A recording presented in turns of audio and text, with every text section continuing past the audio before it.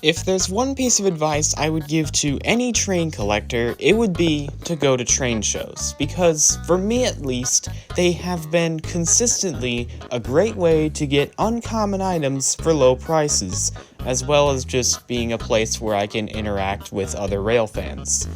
However, I live in the Midwestern United States, so we don't get train shows as often as some other places do, especially after the world went to crap. So, overall, what I'm getting at is that there hasn't been a train show around my area for, get this, 2 years. And needless to say, a lot has changed in that time period. So, you can probably guess that once I found out that the annual train show of the Lancaster Event Center was still on, I was just a little bit excited. Just a little bit. Well, now, ladies and gentlemen, the time has come. It is time to once again return to the train show after 2 long years. Let's do it.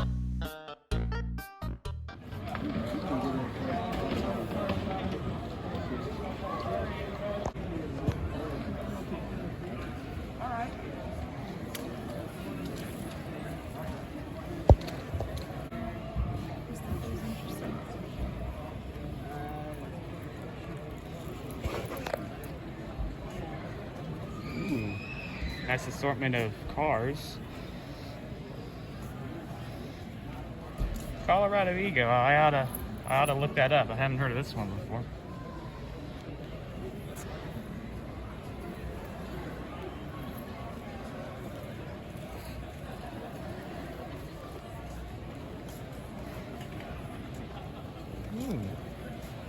Yeah, nice assortment.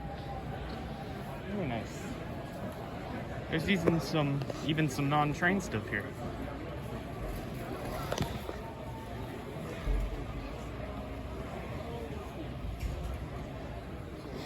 Oh, yep, here we go.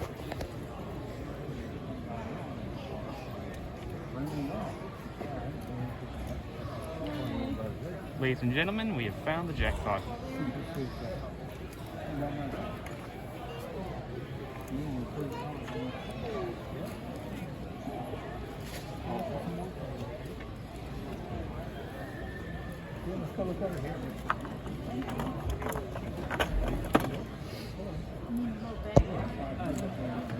Thomas Gold. Real Thomas Gold.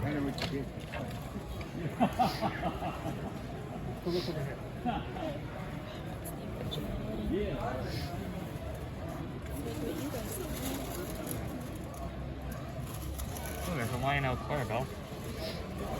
Turtles!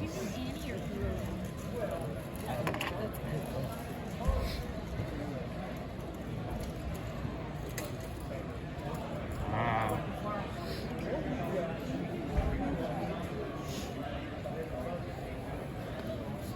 Ah, here's Neville's Tender. I wonder if they have Neville here. Ooh, Duplo. Wow. Some Ertl. I considered collecting Ertl. I don't know if I will.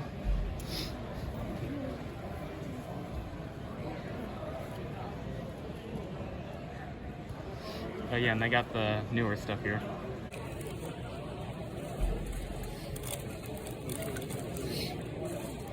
Interesting finds. How much are these? $2. Look at that.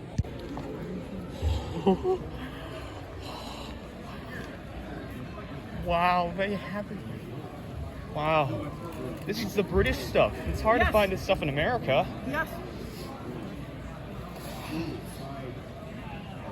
You got the Beatles and the Coca-Cola and the Flying Scot. And the Hogwarts. And the Hog. Wow. Wow. Nice assortment here.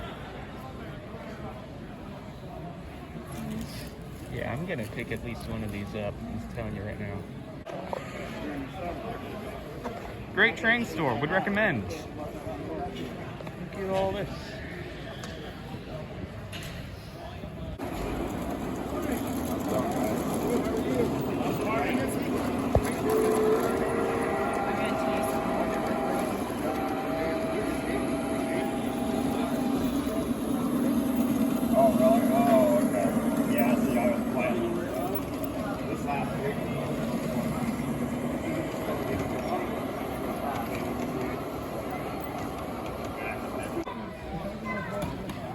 Once again, just because it's a train show doesn't mean it has to be all trains.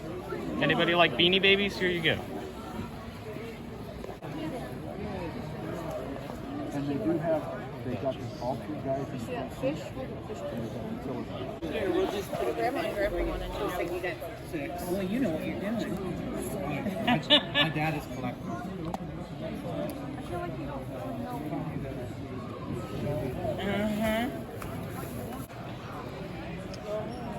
I'm about to catch up on my reading.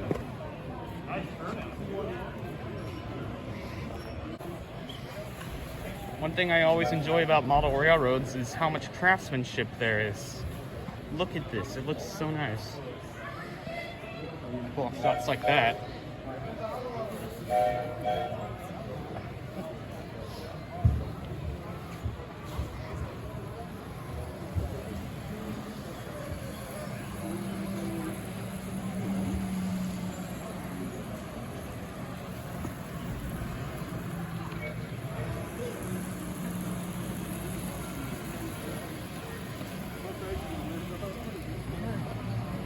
Try one. You see.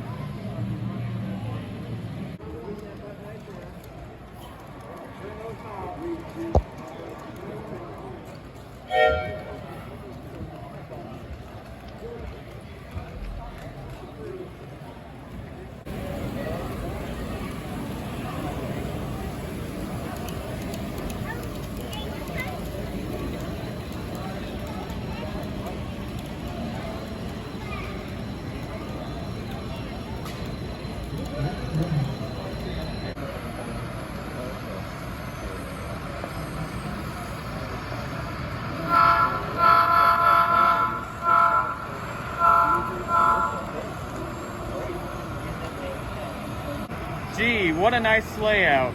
I sure hope whoever built it gets the respect and attention that he deserves.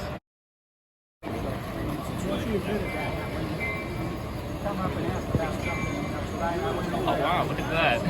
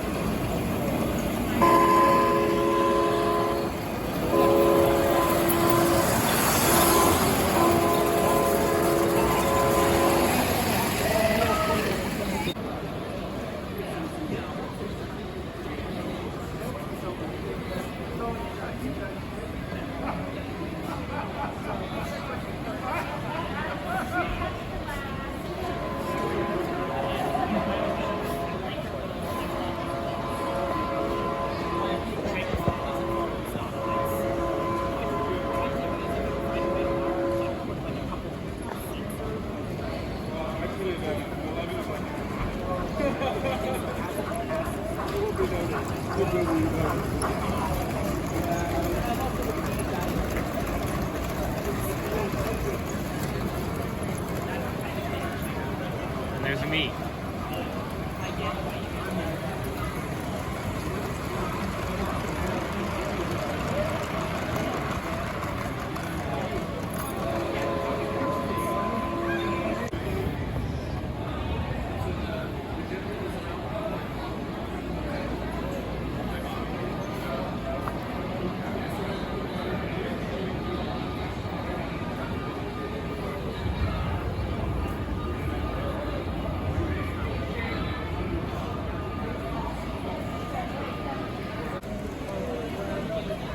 As a reminder, there are trains in both rooms, both in the Lincoln room and the MBA room.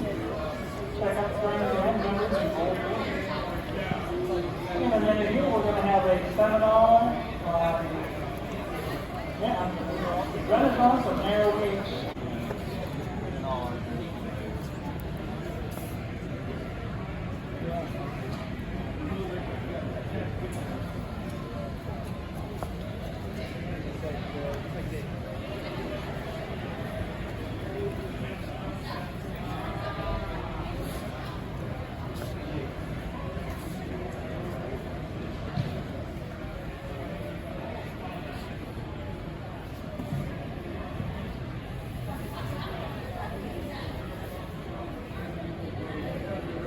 Rightio, we're back from the show, and, yeah, I'm very glad I went.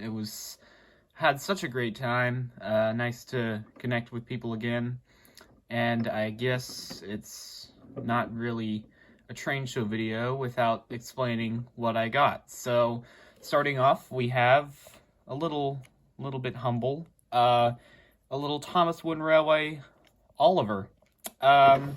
Now I saw one of the sellers, mostly specialized in Thomas stuff, which I did show a little bit in my footage. They've been at train shows in years past, and I have gotten some really good stuff from them. Like, I've gotten the more uncommon Thomas items, the wooden railway stuff from the early 90s. Now, they didn't have any of that early 90s stuff this time around. However, I did see they had 2 Olivers, so I just picked up this one. And I chose Oliver just simply because I don't have an Oliver in any merchandise range, so I thought, well, I'm here right now, I might as well pick one up. And, yeah, it looks really good. Nice to finally have the little Western duo here. And what's even better is that this is $4.75. So yeah, that's a pretty good deal, wouldn't you say? And, I guess that's about it for Oliver, kinda humble. With this Thomas Wooden Railway stuff, it's kind of just gone, I've basically just, focused on simply collecting it. Model trains have obviously gotten most of the attention from me recently, while the Thomas stuff is just more on the back burner, both in collecting and just on my YouTube channel, period. I just want to focus more on real train stuff, just because that's what I like to do. So, that's about it for those two. Or I guess that one. I just had Duck there for an example. But yeah, Oliver. Great to have Oliver. But of course, Oliver is not the only thing that I had at the show. I got not one, but 2 boxes. 2 amazing Hornby boxes. I am so happy to have these, holy crap. And you could kind of tell how ecstatic I was. Now, I know for some people, Hornby might just be dime a dozen, and I do know about all the controversy of them raising their prices. I'm not very happy about it either, but, you know, I live in the United States, and here in the land of the McDonald's and home of the Walmart, it's not very easy to come across this Hornby stuff sometimes. It can be a bit of a challenge. So, I had this opportunity, and I took it. So I guess it's worth saying, what did I get? Obviously right here is the Battle of Britain class. I actually originally thought it was a Merchant Navy, but no, it's Battle of Britain. I don't really know the difference between the two, so I'm sure somebody knows the difference. But it's fine because Battle of Britain is still one of my favorite British steam engines, so great to get it. It was $200, so yeah, definitely not cheap. Maybe I should have negotiated a bit, but either way, nice to finally have one of these. I've always wanted a Hornby steam engine, like a big steam engine like this, but I've just never really gotten around to it, mostly just because they usually come from overseas, so not the sort of thing you normally see right before your eyes at a train show, but that's what it was this time. And of course, it's worth noting that I also got a second engine, the Harry Potter Hogwarts Express, or Hogwarts Castle, I guess. I'm not really into Harry Potter. I mean, the only thing I like about Harry Potter is the train. That's kind of obvious, but this was going for $128. It was the cheapest steam engine that I saw there. Now that I think about it, there was a Flying Scotsman for $100, but it didn't really come with a box. But, it was either these 2 steam engines, or it was either that, or I had to choose between one of these engines and get another engine, which I also wanted. It was a American 210-2 freight engine. And I just chose on the two Hornby engines simply because, I mean, I could get American engines like that on eBay anytime I want. They ship from America, very easy, but obviously this not so much. It's a little more uncommon, so that's what got it the leg up. And I'm actually very glad that I chose that.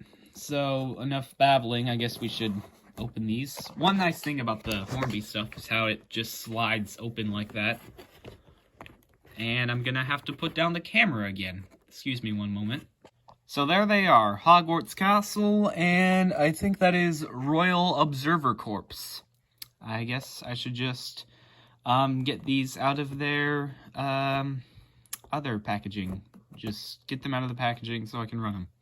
And here they are, the two amazing British engines. These aren't my first British engines. I got a Hornby Duck several years ago, but these are my first, like, actual British Railways engines, so they look great. Tons of separately applied details, and they come with some extra detail packs, like if I want to put couplers on the front and run them together, which I might end up doing one day. But another interesting thing that the lady who sold these to me told me was that they, she got them from this Hornby distribution center thing in Tacoma, Washington. So, for one thing, that means that these probably ended up in Tacoma sometime in their life, which is kind of cool. They've traveled quite a distance, but also just I'm a little curious about some more detail onto that. I might try to do a little research, something like that. But either way, these are some amazing engines. Now I just gotta see how they run.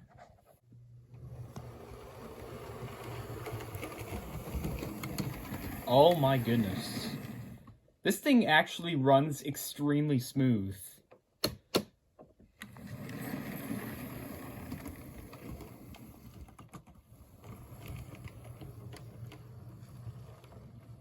Smooth like butter, wow.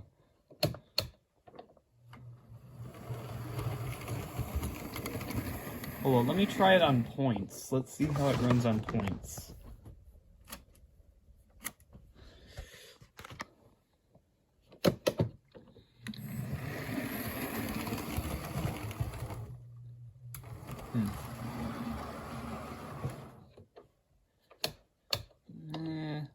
Not bad. Yeah, it runs fine.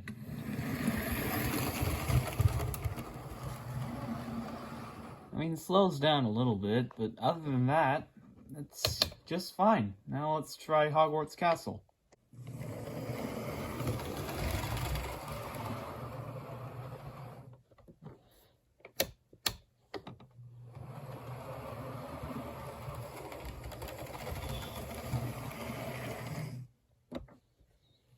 Okay, so apparently it runs fine as well, but I mean, it does. I don't know if this is because of the wiring. I mean, the other one didn't do this, so I don't know if that's just. I mean, this is still on.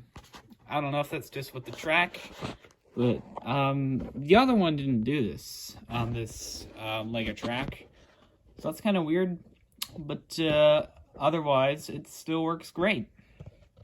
So I guess that's a plus.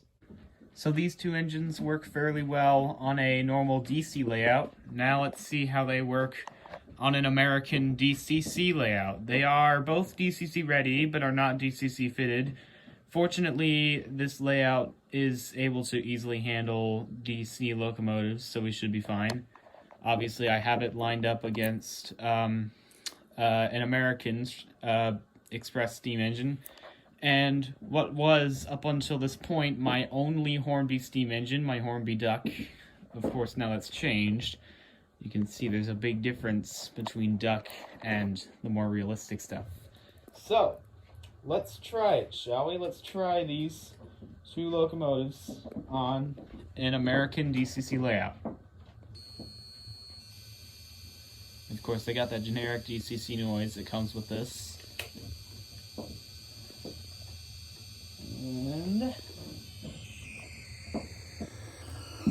Oh wow, yeah, they work fine. Look at them go. And I gotta move that double stack train out of the way. Hang on. Come back. Come back. I need you. And yes, I did manage to double head them. And they work fine.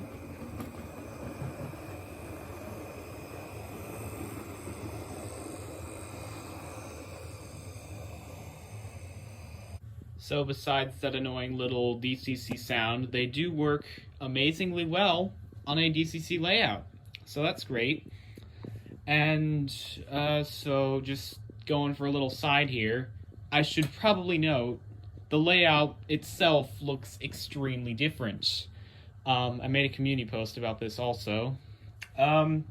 First off, there's the lighting. A few days ago, we had an electrician come in. He fixed the lights. So now we got different lighting. I can pretend it's 2019 all over again, because that was the last time that the lighting looked like this. But yeah, so that's nice. And then of course, the track. This was originally a double track line. I decided to expand it, so now it's a 4-track line. I would love to make it a 5-track line. I don't think that we would have enough track though. Obviously the 2 other tracks are not operational, they're just there for aesthetics, but it still looks cool, I think. So yeah, and then I just added basic things like telephone poles and rearranged some stuff. Castle Rock Station is doing well. Hopefully I'll be able to get another Pico kit soon. I didn't actually get a Pico kit at the train show, but I did get a discount for Trains and Toy Soldiers, so expect another visit there sometime, hopefully. But yeah, this layout has undergone some interesting changes. I think it looks good, and I think it'll look even better now with these 2 new additions. I know that this is definitely... Oh yeah, don't mind these figures here, they're just... I can't make them stand up. Anyway, yeah, definitely a big change of scenery from what I'm used to, but hey, it's nice to try different things, isn't it? And nice to finally have some British engines without having to deal with absurd shipping costs. So yeah, will I grow my British fleet? I don't know, we'll just have to see, but until then, I think this has been a fairly successful train show haul, and I am really going to enjoy running these.